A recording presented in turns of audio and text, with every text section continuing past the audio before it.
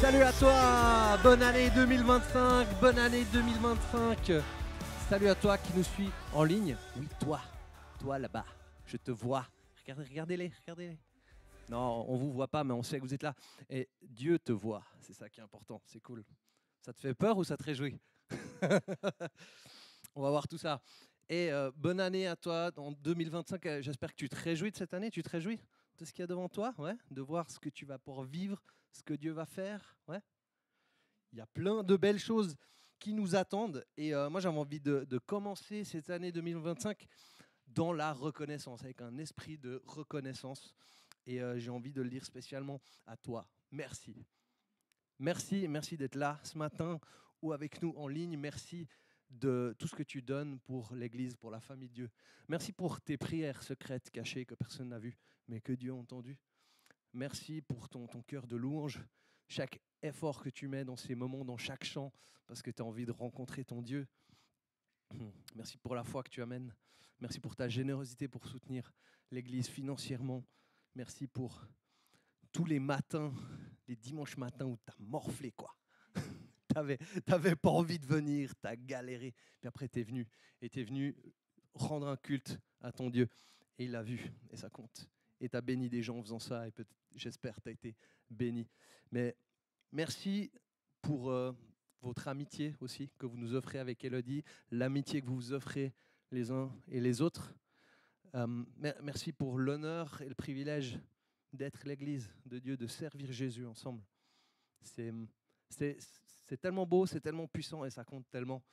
Et j'espère que tu le sens juste un petit peu dans ces quelques paroles, mais je suis vraiment extrêmement reconnaissant pour chacun d'entre vous et puis tout ce qu'on peut vivre ensemble ici en terre lausannoise, en terre vaudoise.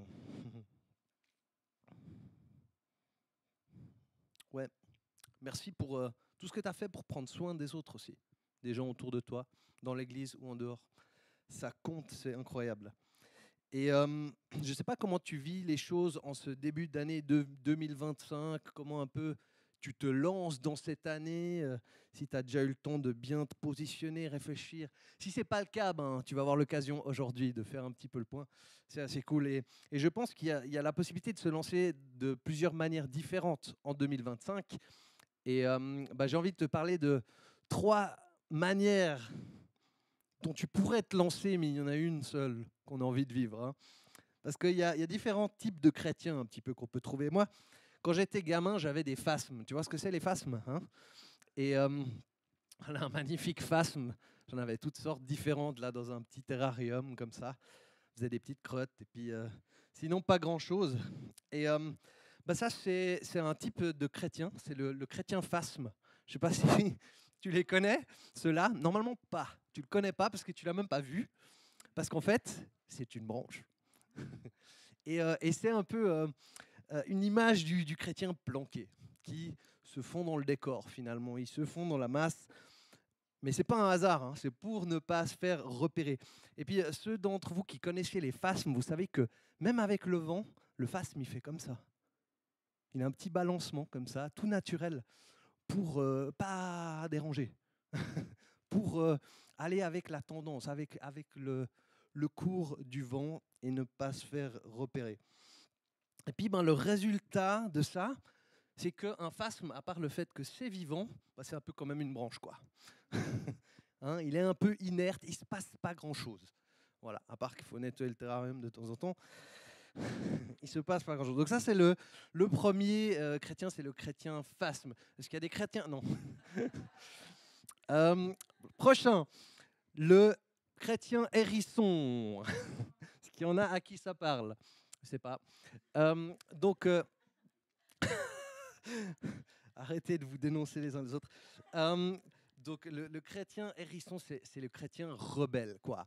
Il s'est senti un peu attaqué, paf, il se braque, il se replie sur lui-même, il sort les pics, tac, et il se met en boule. Puis en fait, qu'est-ce qui se passe là? En fait, ça bloque tout le système. Il se passe rien. Comme le phasme, il est là. Le hérisson, il se met en boule, et voilà. Fin de l'histoire. Voilà. Donc nous, on aimerait éviter en 2025, enfin tu fais ce que tu veux, hein, mais moi personnellement, j'aimerais éviter d'être un chrétien phasme ou un chrétien hérisson. Moi, ce que j'ai envie d'être en 2025 et que je souhaite pour chacun d'entre vous, personnellement, c'est que vous soyez des aigles. Des aigles royaux, quoi. T'imagines que ce merveilleux oiseau habite dans notre pays, en Suisse? C'est pas beau, hein? Je crois que c'est le plus grand aigle, peut-être. En tout cas, il est très beau, il a un magnifique nom, l'aigle royal. Et je crois que cet aigle, ça, c'est le chrétien humble. Ok, hein? Il plane avec Jésus, quoi. Mais dans les hautes sphères. Et puis, wow, il est porté par les courants ascendants. Et il est bien haut et bien visible, hein.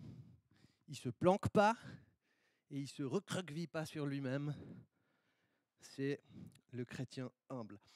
Et ça tombe bien parce que Jésus a dit que sa grâce était pour les humbles. Et le royaume de Dieu, en fait, il faut être dans cette posture, cette attitude d'humilité pour entrer dedans. Donc l'humilité, des fois, on comprend un peu mal ce que ça veut dire. C'est pas être timide ou tout planqué. Au contraire, en fait, il y a une audace dans l'humilité, il y a une confiance, une assurance, le fait d'oser prendre la position. Ça peut être de l'humilité, si c'est celle que Dieu nous a donnée, si c'est ce qu'il nous a appelé à faire.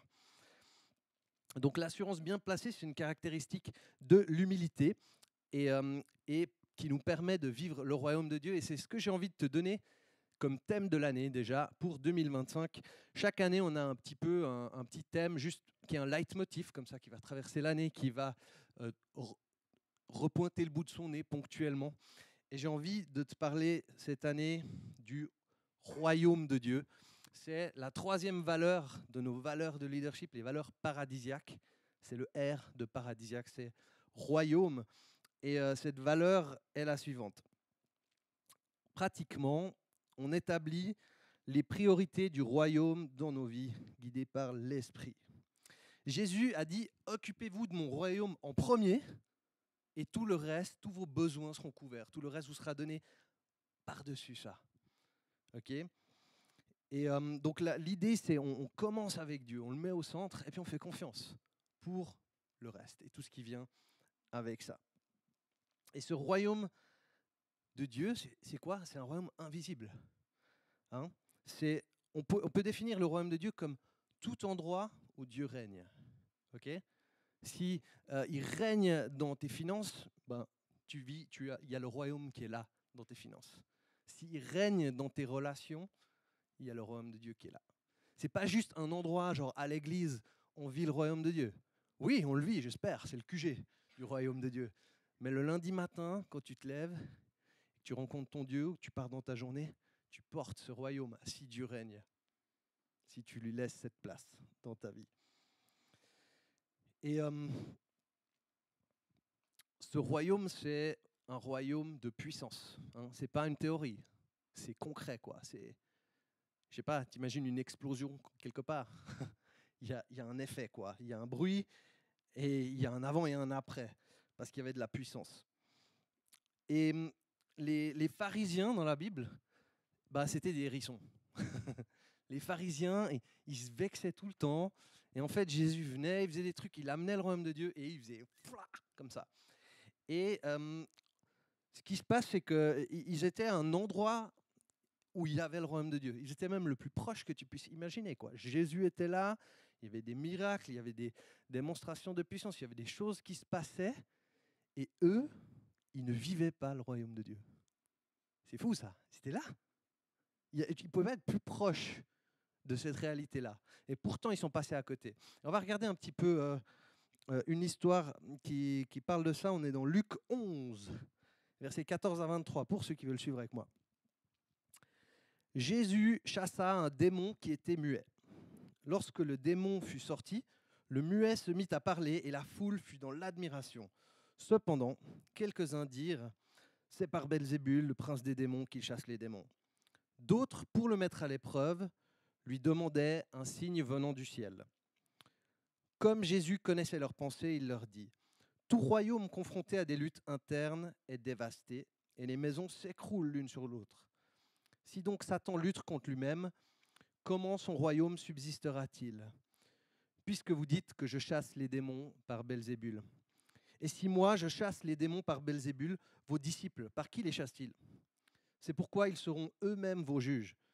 Mais si c'est par le doigt de Dieu que je chasse les démons, alors le royaume de Dieu est venu jusqu'à vous. Lorsqu'un homme fort et bien armé garde sa maison, ce qu'il possède est en sécurité. Mais si un autre plus fort que lui survient et le maîtrise et lui enlève toutes les armes sur lesquelles il comptait et distribue ses biens à d'autres, celui qui n'est pas avec moi est contre moi, et celui qui ne rassemble pas avec moi disperse. Waouh!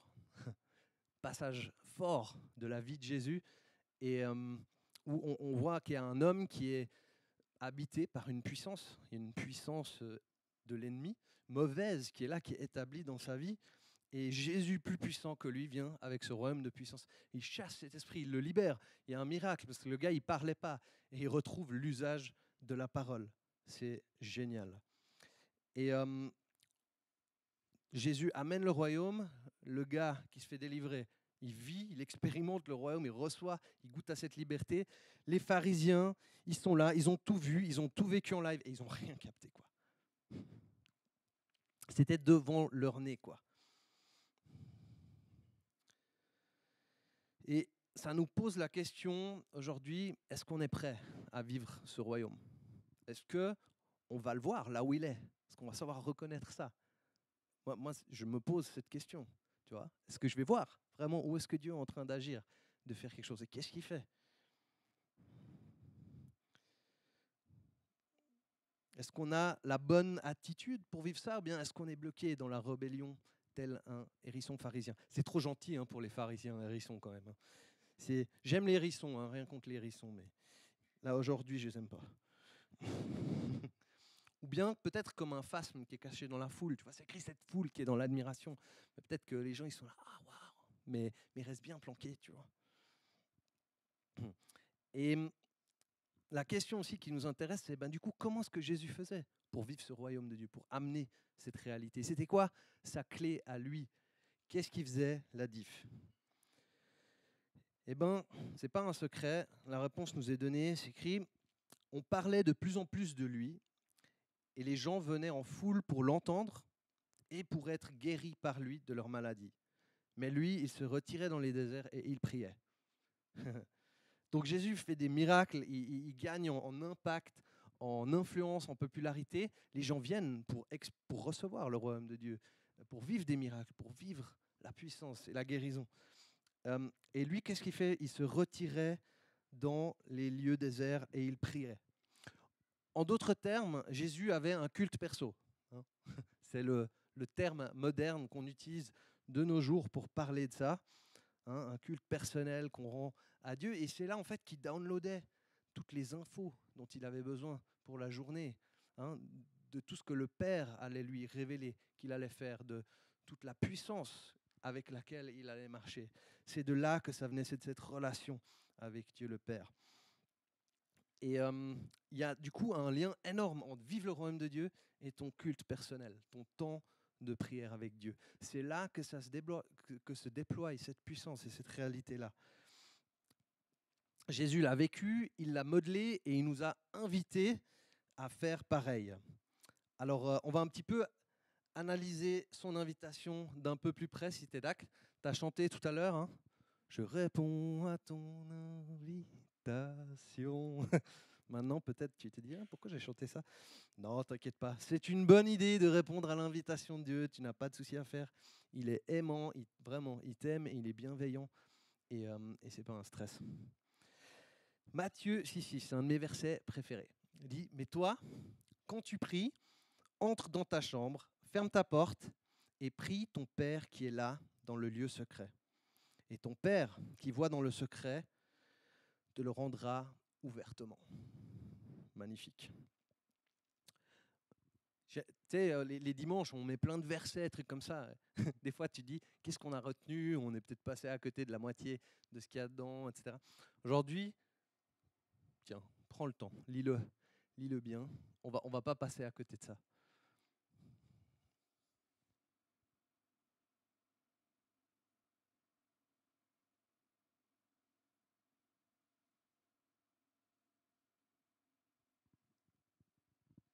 T'es prêt?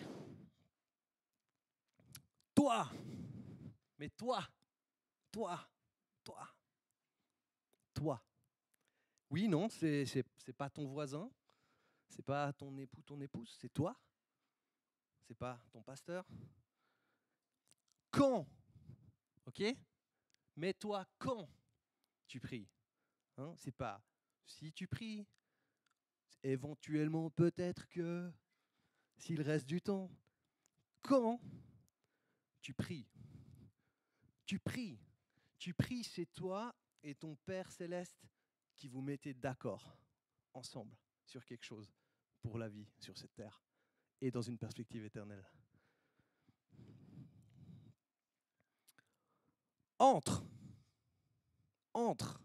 Toi, quand tu pries, entre.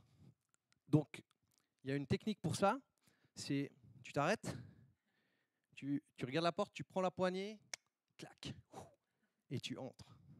Content d'être venu à l'église ce matin? Ouais. Ravi de pouvoir t'aider. Entre dans ta chambre. Ok, qui ici a une chambre? Quoi? Il y en a un ou deux? Venez vers moi après la célébration. Va. Non, enfin, sauf exception, tout le monde a une chambre ici. Tu es donc qualifié pour ce verset. Tu as une chambre. Et tout le monde n'a pas ce luxe dans le monde, hein, d'avoir une chambre personnelle où ils peuvent aller fermer la porte. Donc c'est aussi une grâce, une reconnaissance. Entre dans ta chambre, ferme la porte. Il y a aussi une autre technique pour ça.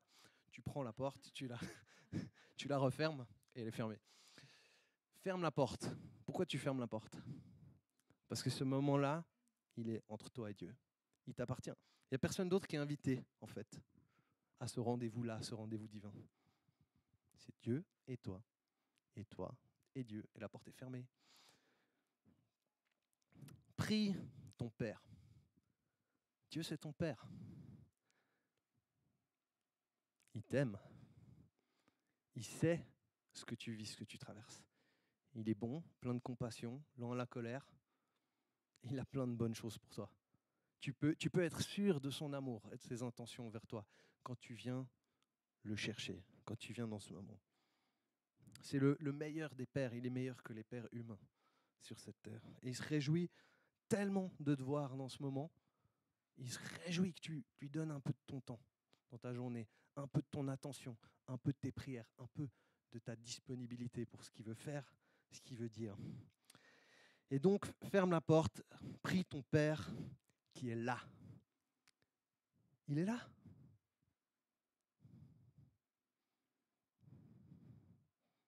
Il est là. Tu peux être sûr de sa présence. Il est là dans le lieu secret. Il y a quelque chose de spécial, d'intime, de personnel, de secret qui se passe entre toi et Dieu dans ce moment. Et il te voit. Dieu te voit quand tu pries dans ta chambre tout seul. Il sait ce que tu dis, il sait quand tu te grattes le nez, il sait ce à quoi tu penses. Il te voit et tu ne passes pas inaperçu. Dieu t'entend. Et il te le rendra ouvertement. Dieu te promet une récompense publique, si on veut bien accepter ce dernier terme. Tu as la garantie que ce temps de prière secret donne un résultat concret. Il y aura un retour sur investissement, si on peut dire. Dieu te le rendra. Il le voit, ça compte pour lui, et il se passe quelque chose, et il y aura un résultat. Alors, je te montre un peu comment tu peux faire. Tac. Tu vas vers ta chambre, tu prends la porte. Bon, là, il n'y a pas de porte. Hein. Tac, tu entres, tu refermes derrière toi, et là... Non, pardon. Seigneur, Dieu, merci. Merci que tu te réjouis de me voir. Oui, je prie pour Germaine, parce qu'elle m'a énervé l'autre jour, mais je la pardonne. Ouais. Merci que je la bénis même. Je la bénis. Et je prie pour ta puissance dans sa vie et toute ta bonté envers elle. Au nom de Jésus. Amen.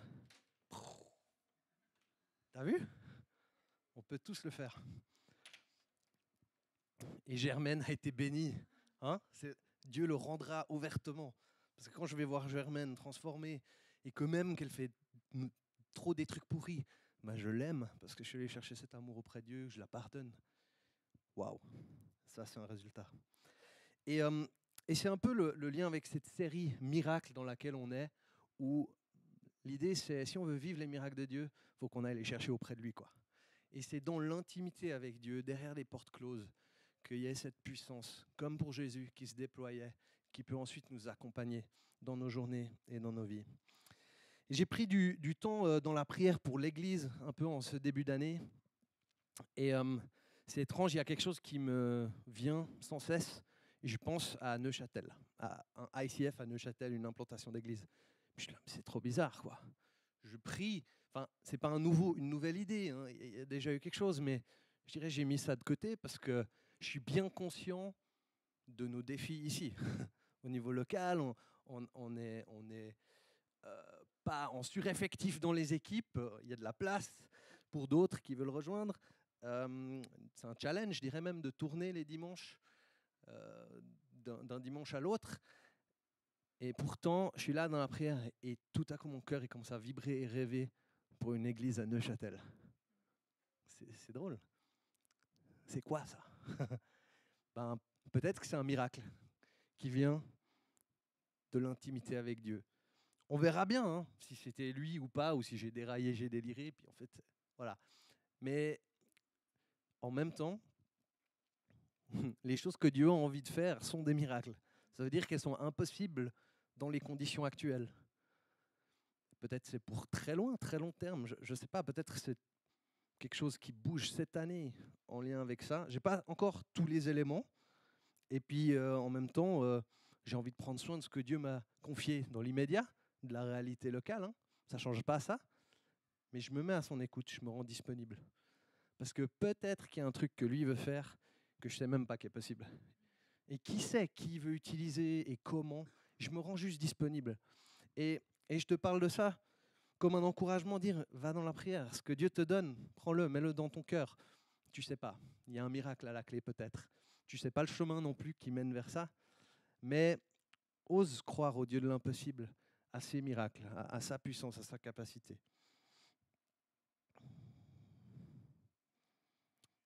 Et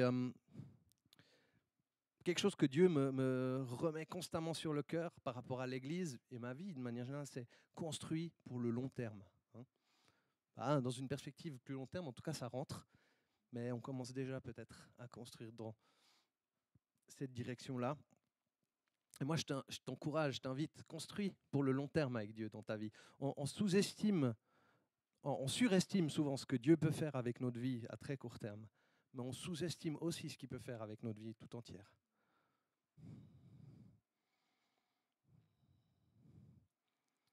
Et si ce miracle, ce que tu reçois dans la prière est vraiment de Dieu, bah, il le fera. Ça se produira. Quand j'ai démarré dans mon aventure avec Dieu, j'avais tellement faim et soif de le rencontrer. Je mettais plein de temps à disposition pour prier, pour lire ma Bible, etc. Et je crois que c'est ce que Dieu veut de nous, en fait. Il veut notre cœur. Il veut avoir la première place dans notre vie. Et en 2025, il veut la première place dans ta vie parce qu'il veut que tu puisses planer comme un aigle avec lui. Et du coup, passer du temps seul avec Dieu dans la prière et à lire la Bible, ça a toujours été et ça sera toujours une priorité dans ma vie. Et si tu retiens un truc de cette célébration d'ICF Lausanne un jour, que ça puisse être que ça a encouragé ton culte perso une fois, alors je te dis merci. Je suis reconnaissant pour ça. Je crois que c'est surtout Dieu qui va te dire merci de lui offrir ton temps. En fait, c'est comme ça qu'on adore Dieu. On lui donne de la place, on lui donne notre attention, on lui donne notre cœur. C'est une manière de dire, Seigneur, tu es tout pour moi. Tu es plus important que tout le reste. Tout le reste. Et c'est toi le numéro 1. Ou bien est-ce que c'est le reste qui est plus important? Et puis, Dieu, c'est la petite part, la dernière part. Je crois pas. que c'est ça qu'il souhaite. Il veut notre cœur en première place. Et on peut lui faire confiance. Si on démarre avec lui, on peut lui faire confiance pour le reste. Et j'ai envie de te donner 2 pistes pour ta prière personnelle cette année en 2025. Ces 2 questions, c'est très très simple, mais je te garantis que la différence entre si tu as la réponse à ces questions ou pas, elle est fondamentale, elle est phénoménale. La première question, c'est qu'est-ce que Dieu te demande? Je ne crois pas qu'elles vont être affichées. Donc, retiens-le, mémorise, c'est facile. Qu'est-ce que Dieu te demande en 2025? Tu as envie de savoir ce que c'est. Sinon, tu vas faire plein d'autres trucs, je te garantis. Et puis, pour être sûr d'être dans le juste et ne pas tomber dans ce fameux piège-là, la deuxième question, c'est qu'est-ce qu'il ne te demande pas? Ça, tu peux arrêter de le faire. Ce qu'il ne te demande pas, tu n'as pas besoin de t'y intéresser. Tu perds ton temps.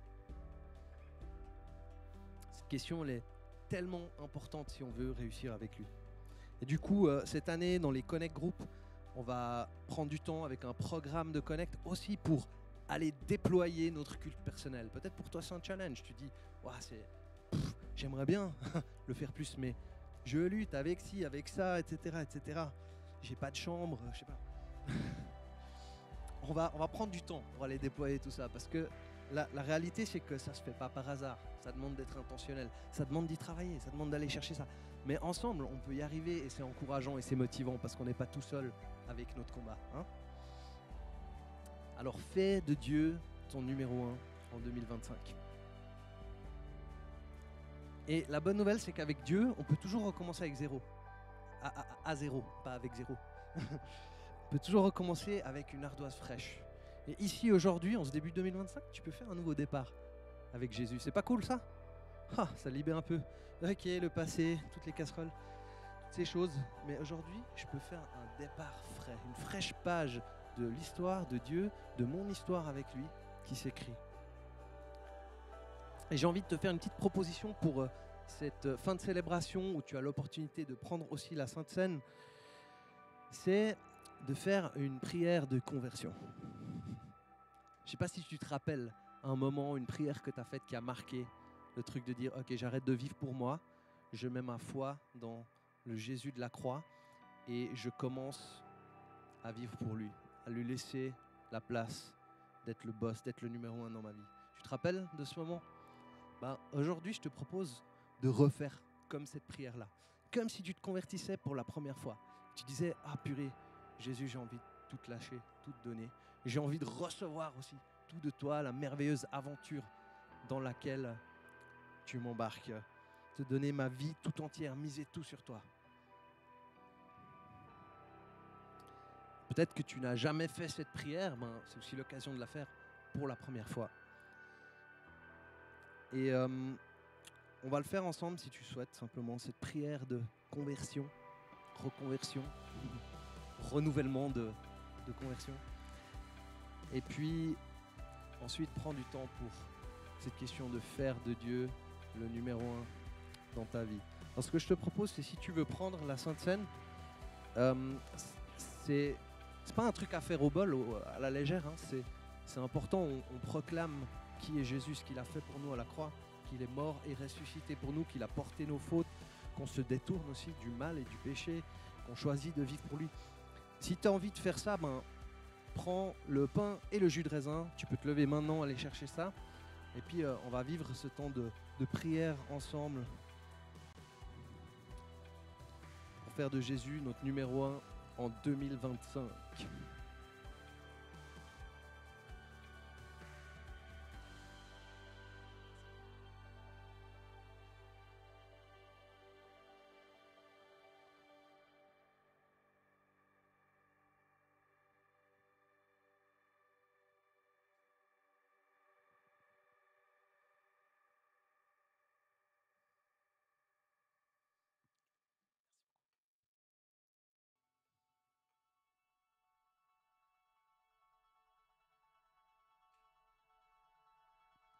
Cours vite chercher une Sainte Seine si tu es avec nous en ligne et que tu veux vivre ça.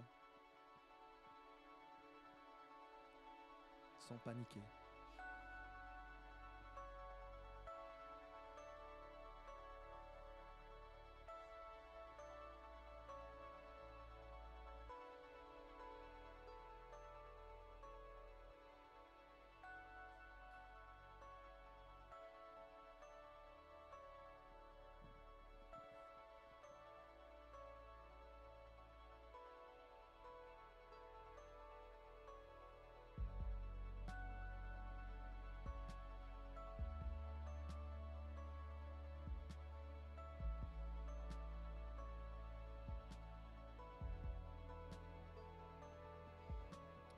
tu veux faire cette prière, tu peux la répéter après moi ou simplement écouter, faire ta propre prière.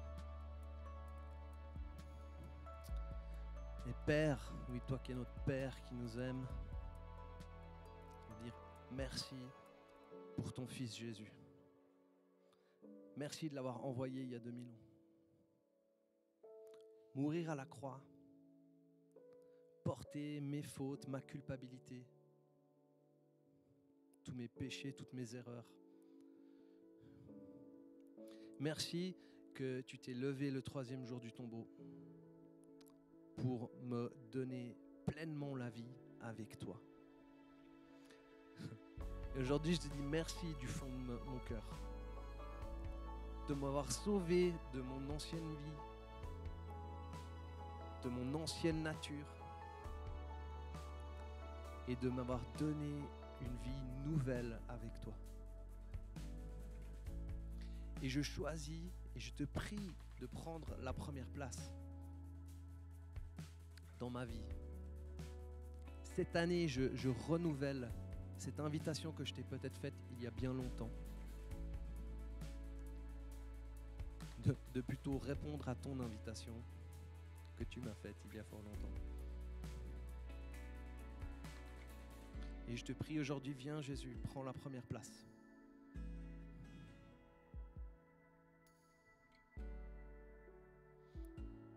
Sois le numéro 1 dans ma vie. Règne sur moi, sur ma famille, sur mes enfants, sur mes amis,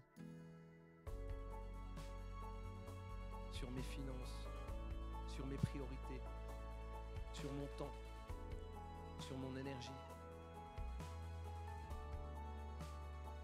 sur mon leadership, sur mon discipleship.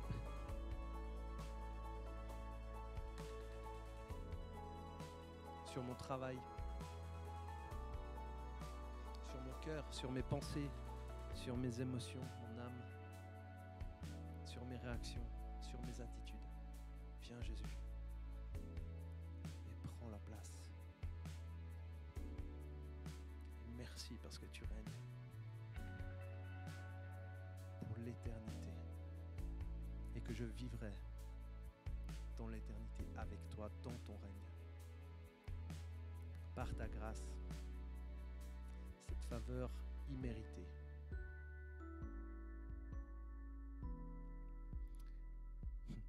Et je te bénis, Père Céleste, de m'offrir ce cadeau si merveilleux de ton Fils au nom de Jésus-Christ. Et je te propose, prends encore quelques minutes pour cette question de faire de Dieu le numéro 1 dans ta vie en 2025. Peut-être cette question du culte personnel, de la porte, de la prière. Soyez bénis.